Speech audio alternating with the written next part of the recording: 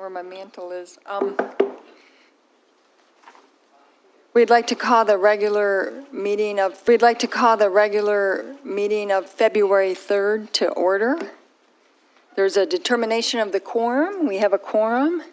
Currently not present is Trustee Karen Lovejoy Rowe and Trustee John Newman. If you're able to stand for the Pledge of Allegiance, and a moment of silent prayer.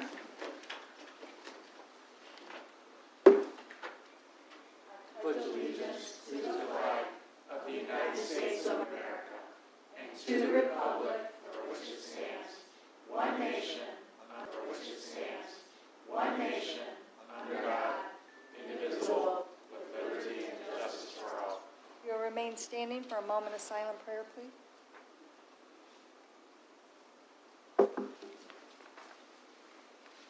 Thank you. We have a small agenda. Peterson? Motion Eldridge, support Peterson. Any comment? Hearing none, all in favor? Aye. Opposed? Motion carries. For the consent agenda, we have the minutes of the January 20th regular meeting and statements and checks for February 3rd. So moved. Motion Eldridge. Support Thornton. Support Thornton. Is there discussion? Hearing none, all in favor? Aye. Opposed? Motion carried.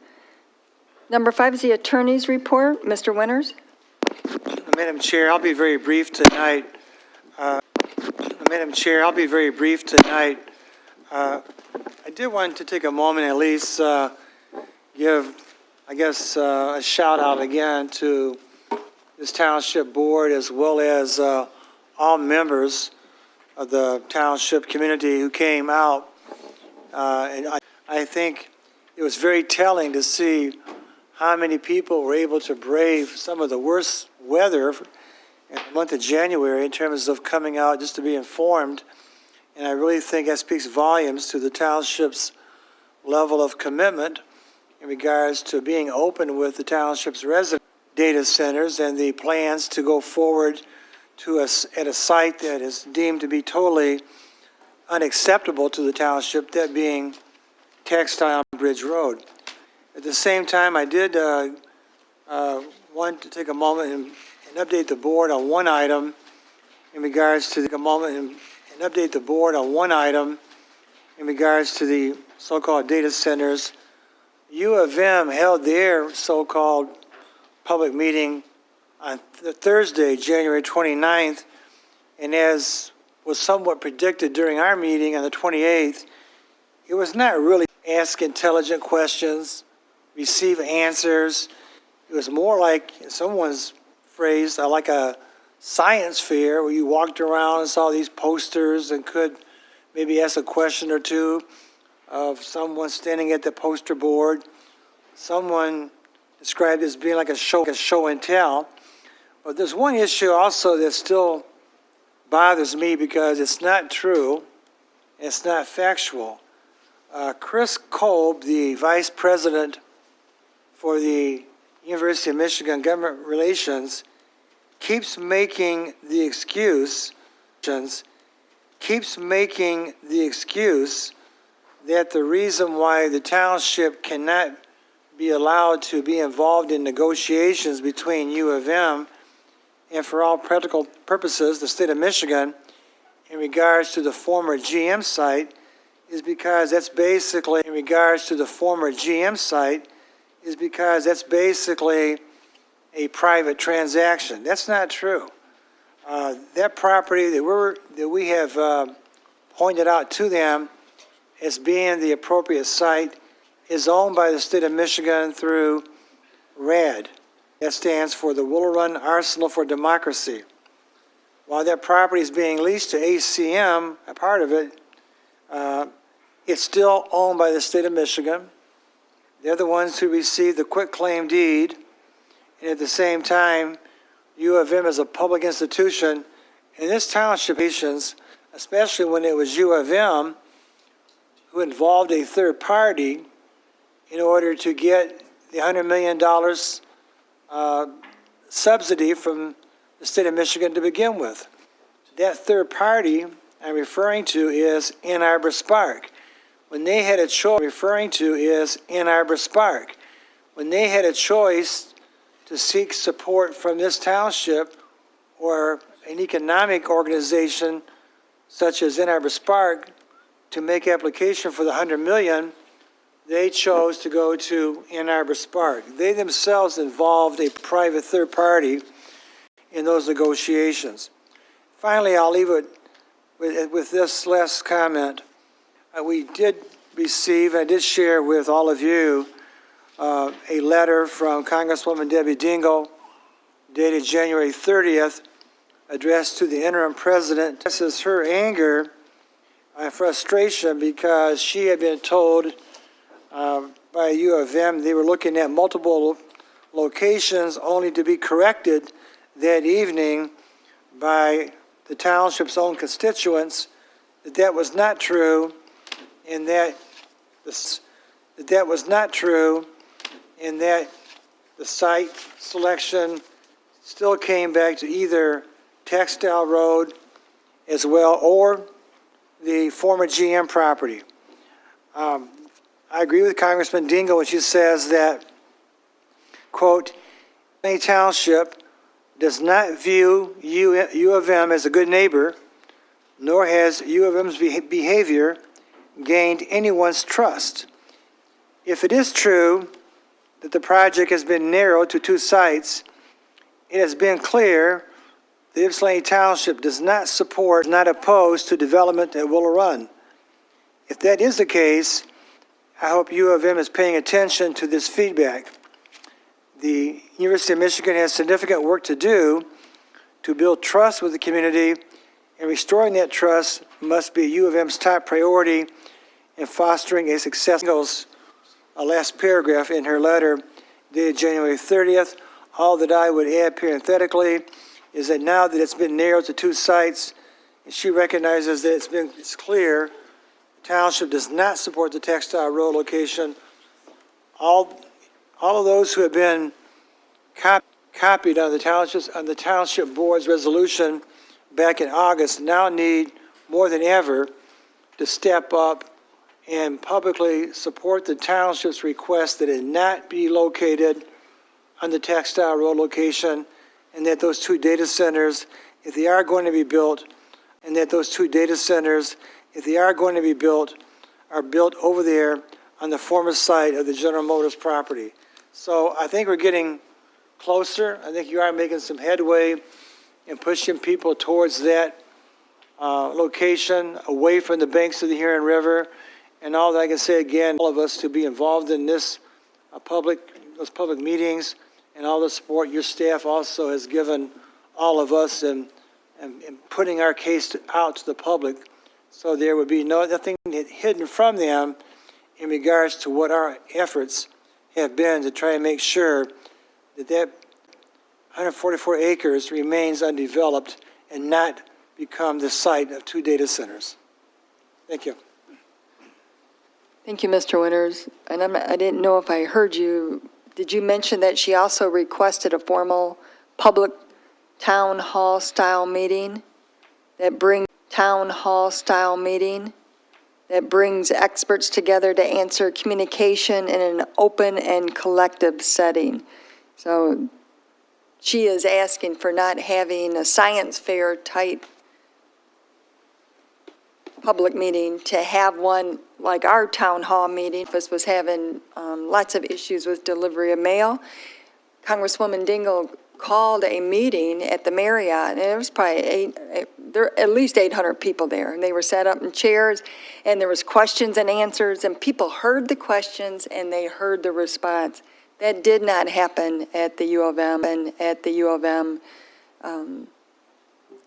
science fair style event. So I also really appreciate Congresswoman Dingell coming out, because she can make a difference, and I think her letter will make a difference. I received a text today from one of the county commissioners, and they said they're going to bring to the county commissioner the request to move it from the Textile Road site. So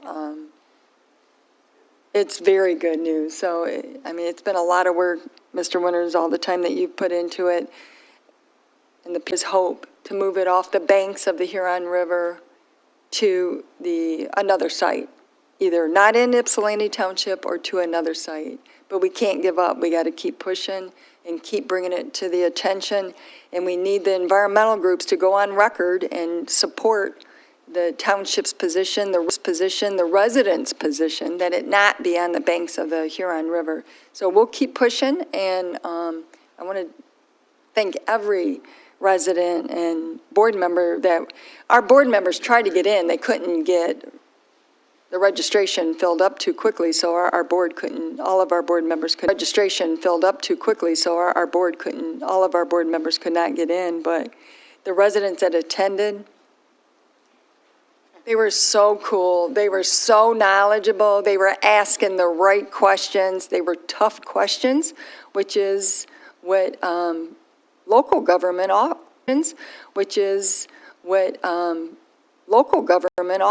often hears. But I don't think the University of Michigan, who were in front of their boards, expected the great questions that our residents asked and demanded answers, and Congresswoman Dingell heard it, and she responded. So let's keep pushing. We can make a difference. We already have, but we have to we cannot let up. And just great thanks to all the residents that took the time to come out to our Wednesday meeting and the Thursday meeting at the Marriott. So if we have to call another one, we will, once we get in open dialogue on what the University of Michigan is trying to do in our community. So thank you, Mr. Winters. All right, under new business, we have approval of PASC photography to videotape Board of Trustees meetings in the amount of $300 per meeting. Motion, Eldridge. Support. Support, Thornton. Discussion? Yes. Madam Chair, in the past, when we have done pilot program, I noticed, let me first say that I hear by taping, we're getting a great, in the past, when we done a pilot program, we had put a date when the pilot program would end. Now, that doesn't mean they came back and got an extension. Right. But I think out of fairness, there's numerous other people, well, not numerous, a couple of people have had pilot programs. Just in their contract. Right. And I would like to do a friendly amendment to those who voted down there, that we would do 6 months and review it after that. The motion was made by Eldridge and supported by Thornton. Do you accept that friendly amendment? Yes. All right. Thank you. It's a good point. My apologies, I should have put that in. It's a good point. My apologies, I should have put that in the memo, and I didn't do that this time. Madam Chair, Yes. I Trustee would like to make a friendly amendment to allow our IT department to support having board meetings that are Zoom-related, Zoom or live stream? live streaming. That's actually my question. Yeah, it was a second amendment, and I have to ask, the makers of the motion, and then, yeah, the motion to approve it. The first motion to amend was by trustee Peterson, and that was accepted. And then the second one is to look at live streaming to add to this motion. So when you vote on it, those two amendments would be part of it? Two amendments would be part of it? Okay. Madam Chair. Are we clear? Madam Chair, Trustee Peterson? because there is two amendments, are we taking those two amendments separate? Because right now, we're geared on the pilot program to have a date. We're taking those two amendments separate because right now, we're geared on the pilot program to have a date in the contract. So how are you going to amend? I was gonna put them both in. You're putting them in, but are they voted on separately? When we vote on it, So how are you going to amend? I was gonna put them both in. You're putting them in, but are they voted on separately? When we vote on it, we could vote separately or put them Because together. because on the agenda, it is just about videotaping. Right. With the photography. But, I was so going how to are you get, going to make a determination? I can do it separately, but we also have public that want to speak on this Just motion ask and support. Yeah, so I can do them separately, or we can put them. So we have to ask Thornton. they got a little bit for public comment. Yes. Okay, Clarification, I'm sorry. So you're saying look at and see if we could do live streaming? Yes. With that program? Yes. Just want to get clarification. Thank you. all right, now public. That was going to be kind of my question. As a local business owner and a mother and a precinct delegate trying to help support physically or figuratively, I wanted to find out how we were going to be able to support them to make these live stream. With how everything else is available, when that was going to happen. I can only be here for a bit trying to find a babysitter, so I wanted to make sure I had the opportunity to ask that. So kind of along her, yeah. And who, Thank you I'm for sorry, being- what was your name? Howard. Thank you. Thank you, yes. Are there any other public comments on this? So would the board prefer me to take both motions separately or put them together? I'm okay if you do them all at once. Yeah, all at once. So there's a motion and some support to approve past photography to videotape Board of Trustees meetings in the amount of $300 per meeting with the friendly amendments that it be for 6 months as a pilot project and that IT also looks at live streaming the board meetings. Board meetings. Yeah. Well, they're going to research. Yeah, yeah. All right, so is it clear? Yes. We Yes. have a motion, and so, thank you, trustees, for the suggestions. All in favor? Aye. Aye. Opposed? Accept the bid from Rover Geospatial for GIS consulting services in the amount of $73,650, which is budgeted for 2026, and $3,900 per year will be budgeted for 27 and 2028. A motion is in order? Motion Rowe, Support. support Eldridge. Yes. Good evening, Madam Chair. Good evening to the entire board. My name is Myla Harris. I am the purchasing agent for Ypsilanti. My name is Myla Harris. I am the purchasing agent for Ypsilanti Township. This agenda item is a request for a board approval related to the GIS consulting services RFP. The Deputy Assessor, Brian McCleary, is here to present the The Deputy Assessor, Brian McCleary, is here to present the recommendation, and also a representative from Rover Geospatial is present to respond to any questions the board may have. Thank you. Would you just like to, we authorized the bids in December, I think it was, is that? It was actually October of last year, we Okay. authorized. So just kind of recap, so in what's been about a year-long process almost, from Esri, and after March of this year, they're no longer going to be able to support that software. In speaking with our IS manager, Travis McDougall, he does not feel very comfortable about having software out there that's not supported as far as the software itself and our out there that's not supported as far as the software itself and our data. So he kind of recommends that we move to a different software. The next software that the Esri would have is the Arc Pro. This upgrade would require us to migrate our software, create new parcel fabric, and create the COGO conversion, which is coordinated geometry. It's basically just fixing our data to the new software and making our maps accurate. The RFP, these bids, through this process, from October till now, we received 15 bids, and Planning Director Mark Yandrick and myself reviewed those bids and as described, and as described in our memo, basically how we analyzed, and we came to that we felt that Rover Geospatial was the best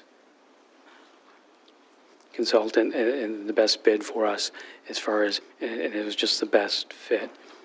So at this point, we would request that the board approve Rover Geospatial for that bid. And Mr. So- Rover is here. I can introduce if there's any questions or.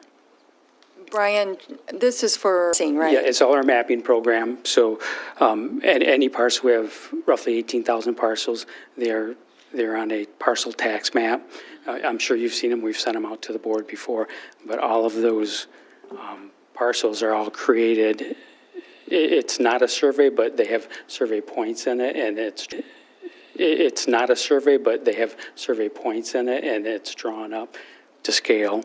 And it's an elaborate process that we need to keep going and update. And if our software is no longer viable and this no longer supported, then we might have problems with our data. So we need to migrate to the new software. Questions or comments on that? Wait. Go ahead, Commissioner. Trustee Rowe? Thanks, Brian. My question is, so there's an extreme difference in the bids. Yes. So what was because I could, maybe it's in the packet and I missed it, the original, what was sent out to the RFP? Right, so the board approved. see the Oh, I'm RFP. sorry. Yeah, the board approved the RFP and it was sent out. We did receive bids from, and can kind of get an idea of what our data looks like and what was required to be completed. Not everybody took advantage of that, and those that did made a difference, and those bids were relatively grouped around each other. I had one bid from outside the country for like over 500,000. They've not seen our data. They're just throwing a number out there. I've had a bid from Florida that was 18,000, and they can do it in 4 weeks, but they haven't seen our data. They don't know what needs to be completed, so. So what my question though is, what was the RFP for? It was for, it was for, I included it on, Is it here? Did I miss Yes. it? it is for converting, basically migrating the data to the new software. It's for converting the data and creating a parcel fabric, which is new to the new software, and then there's cleanup. It's been many years since our data has been reviewed and had a GIS consultant looking at it. So it's basically reviewing our data and cleaning it up. And so it's that type of work that's just kind of working through our data and making it accurate and making it fit into the new software. So I know that some of the firms on here are very well known that we've worked with off and on for Yes. years. And they were half the bid, so So how did you yeah. determine, like, There were a lot of good companies. Yeah. There were a lot of good companies that did bids, not saying anything negative against them, but they didn't fit, they weren't the best fit for us. I know there's one from Atwell from Ann Arbor. They're good. They wanted to have a relationship. They want to have a relationship with the township as far as engineering goes. When we looked at their bid, the people doing the work are coming from Texas. They're a national company. So that was one consideration. Another consideration is when they did their bid, they gave us a dollar amount, but they didn't give us a breakdown of all the work they're doing and the price per item, such as Rover has done. They gave us our deliverables and the amount of. was that required in the bid, in the Yes, proposal? we requested that, but So they then why just weren't they just thrown out as not being, they why just weren't threw- they just thrown out as not being, acceptable bid, that they didn't meet the qualifications? Because that would have been easier to understand, because. Well, everybody that had a bid is on that sheet, so, and then they're analyzed, and so they're scored. The other thing is, and then they're analyzed, and so they're scored. The other thing is Atwell didn't provide a completion date, so we had no idea. So we scored them, but again, we didn't throw anybody away. We just kind of analyzed them all and chose you've seen the top 2 picks that were the people that had our data, and those bids were pretty competitive, and we felt comfortable with Rover Geospatial. I don't understand why you even went through a bid when they didn't qualify. That's what's throwing me off with all these numbers. Maybe things have changed. not that they- Normally, if you yeah. didn't meet the specs on the bid, Right. and you missed a piece of it, you didn't do one of the things you said they had to do specific line items, and they didn't do that, then. They didn't meet the minimum bid. Right. Right. Thank you. I Thanks. wouldn't say I wouldn't specify that they didn't meet the minimum bid required. They did, but they didn't break down and, everything they did, and it went to the score as far as our confidence level in what they're Did you completing. require, or is that a requirement of the bid, that breakdown? I don't have that in front of me. I don't think you can disqualify. You can't. Yeah, I understand what you're saying. I'm not following that. I don't You're have an saying answer that, for it. Yeah. but you use that to rate But it them. went to the scoring, right? It's just, that's a huge difference in the bids. They're all over the place. It was, and Just makes me, it's just weird. right, and we felt that, I think we said in our memo, the ones from the low 30 reflect what our data and what we were requiring as far as what our needs were. And I think that was based on not having looked at our data and know what exactly we needed completed. Is that a requirement? Exactly we needed completed. Is that a requirement? To get our data, no, but it certainly made a difference. But that's what I'm saying, is you're using something against somebody, but yet you didn't require that. I mean, if someone bids something and say, I can meet your bid, and they meet all the qualifications, to say, go into more detail when you didn't require it, and so you give them different point factors on that. So was this point system and I apologize, I didn't realize the RFP is, and that's in the RFP, this point system?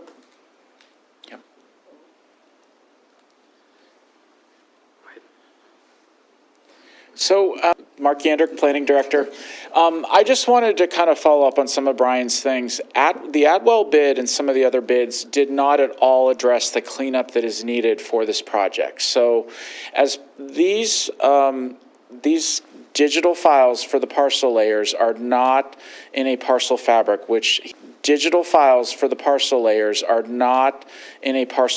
which he mentioned. And there is an entire process. It uses Kogo.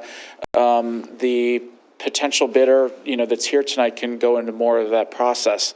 But the cleanup aspect of it was included in a lot of the bids, the cleanup aspect of it was included in a lot of the bids, but these bids that came in at $18,000, $32,000, really were not addressing the process to clean up the existing parcel base. And I think when Brian and I were reviewing these bids, it didn't seem like it was fully encompassing what was being requested in the RFP, and it could create a dangerous situation that they're only doing part of the job or not really understanding the full scope of what is being asked in the RFP. And I think, I won't speak for Trustee Rowe, but what she's recommending is that you say why. Put all of the bids on the list. And if we received a bid, to put it on there and put it. Madam Chair. Yeah, Brian, is this the same thing Travis been talking about for about 6 months? That he needs to clean up all the software? I think so, right? Yeah, it may be a portion of it. I'm not Well, familiar it with was that. in his budget to do Yeah. this. Well, it was. So yes, that he did specific speak one, about yes. doing it. Yeah. Yes, And he did. you're correct, Trustee And Peterson. I thought it was. Also, my question is, I see, and I did read it at home. I have my computer, but I see you had said that you had so many bids out of town, and you don't think they would qualified, they don't know what our needs were. And I believe the gentleman here in the back, is that correct? Is that him? Mr. Rover, yes? Mhm. Okay, my question, where's his company at? And did he do? Yes. Okay.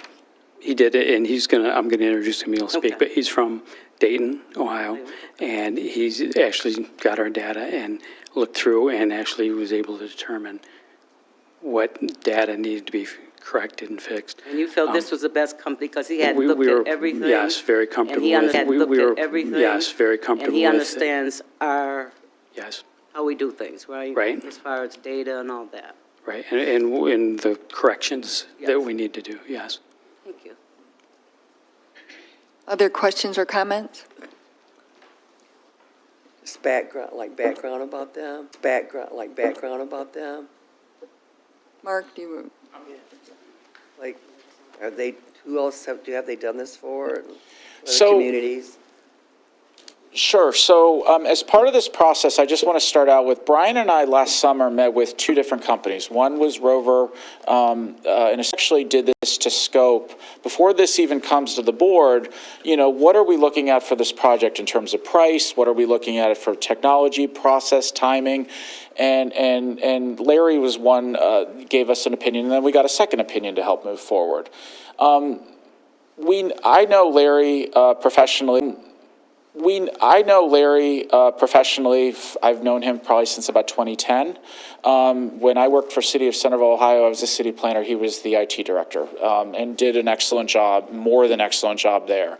Previously, I've known him to be the IT director of City of Hamilton, but also be very involved in both the state and local. I've known him to be the IT director of City of Hamilton, but also be very involved in both the state and local GIS organizations down there. He's got a very good reputation for doing good work, being a great communicator, and being very fair with everyone that he has. And so he has since gone into his private consulting firm since I worked with him.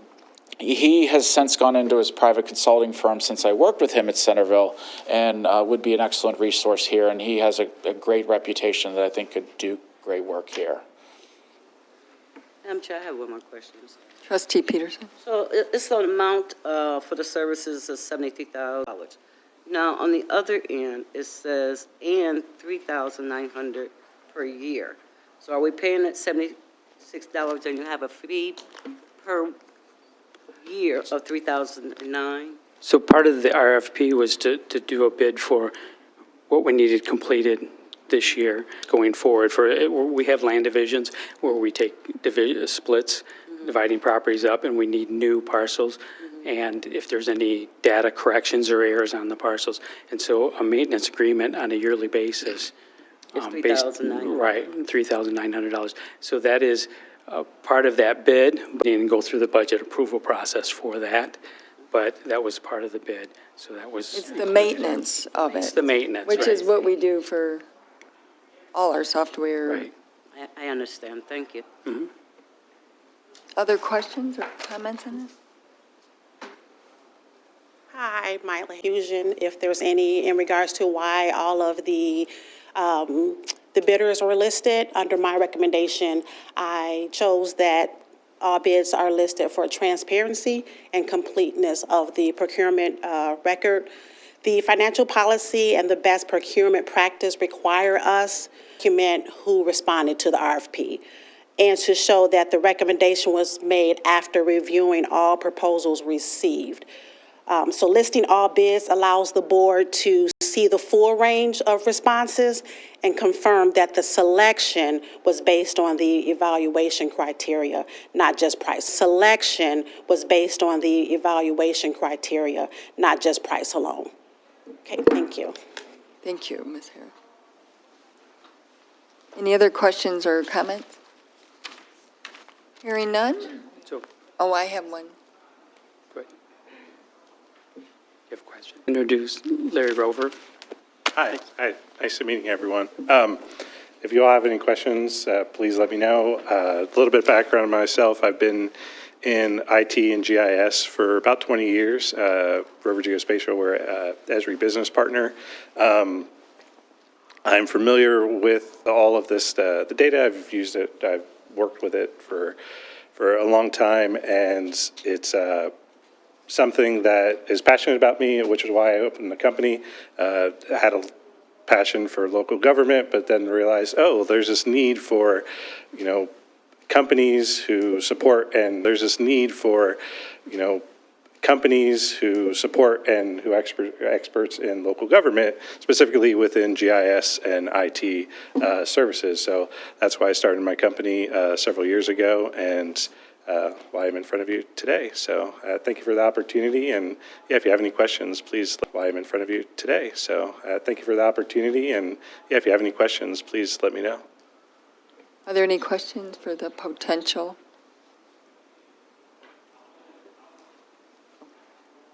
All right. Thank you again. And, Appreciate it. my only request is the contract be reviewed by Attorney Winters. I'm sorry. Yeah, that is something that I failed to mention, that we did receive the contract from Rover Geospatial to review. Thank you. Thank you. So could that be a friendly amendment, that it be contingent upon attorney's review, which we do often? That would be Rowe and Eldridge. Yes. Rowe says yes? Yes. Okay. So we have a motion to accept the bid for $73,650, which is budgeted in the 2026 budget, and $3,900 per year to be budgeted for 2027 and 2028, contingent upon the attorney's approval. All in favor? Aye. Favor? Aye. Aye. Did I miss? Yeah, I have one question, maybe it's, Mr. Winters? because the contract will be coming my way, it sounds like pretty soon. I'm just trying to understand, because these terms are somewhat confusing to me in regards to what, somewhat kind of intrigued by the one paragraph on page 3 that says to reduce operational risk associated with the March 2026 end of ESRI support for ARC map 10.82, Rover proposes an initial lift and shift migration to ArcGIS Pro prior to the support deadline. This approach allows the township to transition immediately into a while completing geometry cleanup. I guess my question is our data going to be taken from its current location in the township and lifted to Rover? I don't quite understand what that No, means. so we'll work with a copy of it, those things. Lift and shift is a term within IT where you're taking the as is, how it is right now with any flaws or anything that is missing in it, and you're moving it to, so right now it is supported within ArcMap, which is a specific Esri desktop software. Their newer version is ArcGIS Pro, which is the latest. The end of life for the ArcMap software is in March, which it will no longer have any security updates, which is why it could be a risk for the IT department here. So what we're doing is we're just putting it in the format that the ArcGIS for the IT department here. So what we're doing is we're just putting it in the format that the ArcGIS Pro allows for. Once that's done, then we can then move on with the COGO and the other and actually updating it and cleaning up the process. So it's a way of getting you into cleaning up the process. So it's a way of getting you into the latest and greatest software so that you're compliant with IT, but being able to still work and do the upgrades as the process lays out. Because it takes a little longer for the actual updates to occur. Hopefully the contract will have a definitional section, because I'm not sure all these Oh, we terms can add that, yeah, for sure. I really understand, but lift and shift sounds kind of a little bit kind of different. Yeah. Lift and shift. Different language for sure. I know. Use with bait and switch. Switch, we just don't know. So is it, just for clarity, We have to do this by March of this year. So in speaking with Travis McDougal, IS manager, he stated that that's the deadline that it's not being supported, and he's just not going to take it off the deadline that it's not being supported, and he's just not going to take it off, remove the software, but he's recommending we do it as fast as possible. That's what I thought. Which was one of my panics last year, is like, you're just not going to remove our software. And so he said he recommends we get it done as soon as possible. Got it. We have a motion and support. All in favor? Aye. Aye. Opposed? Motion carries. The next item on the agenda is public comments. If you'll give your name, you have 3 minutes per person. Are there any public comments? In Precinct 9. So here's my dilemma. Do you guys all know the program Flex Ride that is offered through the AATA? Essentially, it's for individuals that are in areas that don't have a bus ride, a bus that actually can go right past their. You have the ability to order a ride to come pick you up and take you to another place that is serviced by the ride. So here is my dilemma. I realize you guys don't have the map in front of you. Right now, the program I'm looking at for the Flex Ride East covers in Ypsi Township from Hitchingham to Rawsonville, all the way up to, it looks like 94 down to Bemis. My dilemma, including a half of my precinct, of Precinct 9, is everywhere from Munger to Hitchingham is completely left out.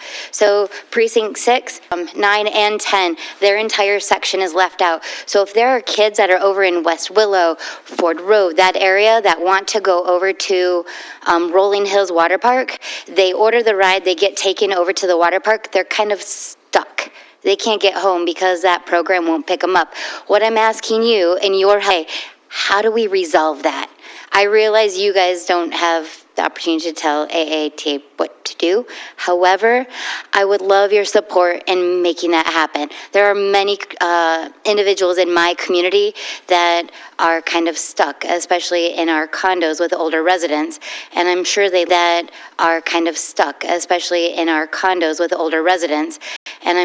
love the ability to go out to other places if we had those services available. Thank you. Hello there. Is that good? Usually taller for me. There. Is that good? Usually taller for me. Hi there, Andrea Pierce, 1188 Juneau. I'm also a precinct delegate over by Galt Village. I've come to talk about two things. I'm going to make it kind of quick because, I only got 3 minutes. I'm here about the data center. Obvious that I'm reading, and then I went to the community. I don't know if you can call it community. It was more or less U of M's Los Alamos Pony Show. They had little play cards up and everything, and they told us what they wanted us to hear. But one of the questions that was asked is, will there be nuclear weapons? And the answer was yes. There will be nuclear. Is a priority that they are going to be researching and constructing nuclear weapons in Ypsilanti Township. Now, I've been reading newsletters and papers and everything and articles that are coming up now that I'm more concerned now about nuclear weapons. And I'm finding out that U of M and Los Alamos are now neither confirming that they will be producing plutonium pits, which go with the nuclear weapons. Okay? So when they say neither confirm nor deny, that means they're doing it, or they're planning to. It's always been that way in my book. So that's something I am really concerned about, is nuclear weapons in our town. It's not just, before the land, the electricity, but now we've got a real threat, nuclear weapons in Ypsi Township. To me, this is also, they're going to be working on surveillance. They're going to be housing all the information from our phones, our TVs and everything. We're going to be turning it into a police state. All right? We don't need this here. Do everything in your police state. All right? We don't need this here. Do everything in your power to get it out of here. Everything. Thank you. Seriously. Part two, can I do part two real quick? Okay, thank you. ICE is all over Ypsi Township. I'm getting messages all day long about ICE being cited here, being cited there, bothering kids at school, taking parents. What are we going to do to protect the citizens of Ypsi Township from ICE? What's the plan? Are we blocking them out of eating here? Are we stopping them from staying in hotels? Are we making rules where they can't come to places and bother people? We're going to need some help here, because it's going to turn into nuclears. Really, we're just being bombarded every day here. Agreed. So please, consider doing something to protect us from ICE. Thank you. Thank you.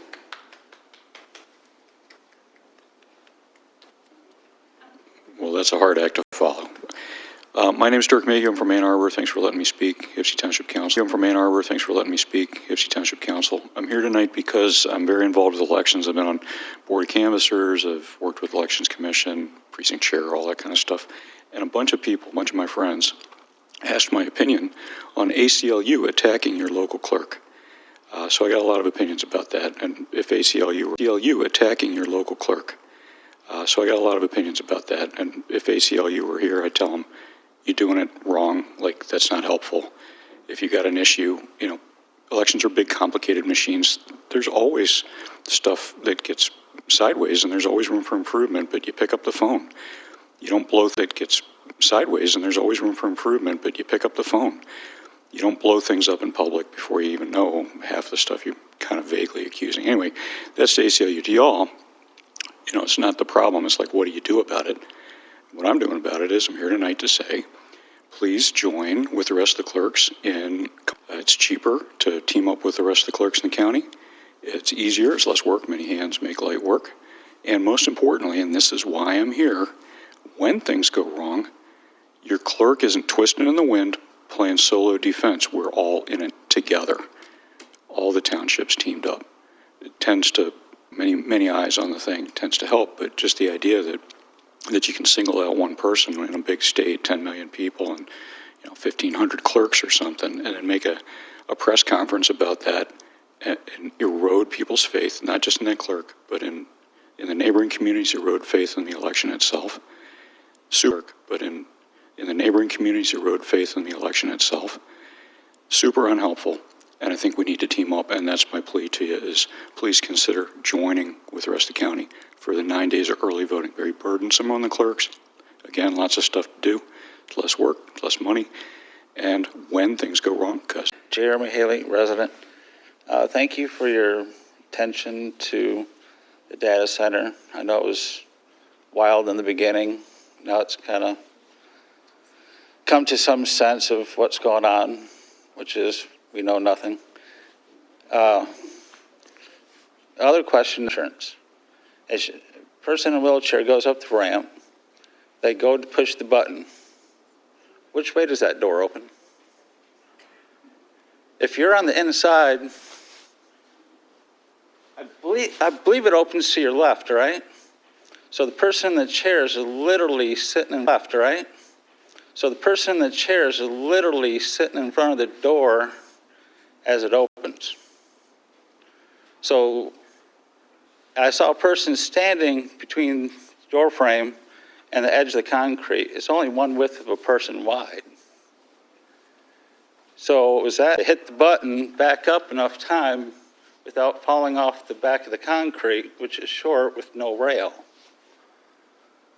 And this, or going down the set of steps backwards. I'm just saying, I keep looking at it going, who designed that? Question. Thank you. We'll look into that. So is there any other business? Hi, Regina Kudla, and I just want to thank you all again for all the hard work and the meetings and everything that you conducted with the public. And I want to say that it was just brilliant the way it was recorded. Because then we could really get it out there and get it passed on to people who needed to hear our side of the story. So thank you very much. That was great work. Thank you. Are there any other public comments? Board member comments? Hearing none, a motion to adjourn? So moved. Motion Eldridge? Support. Support Thornton. All in favor? Aye. Opposed? Motion carries.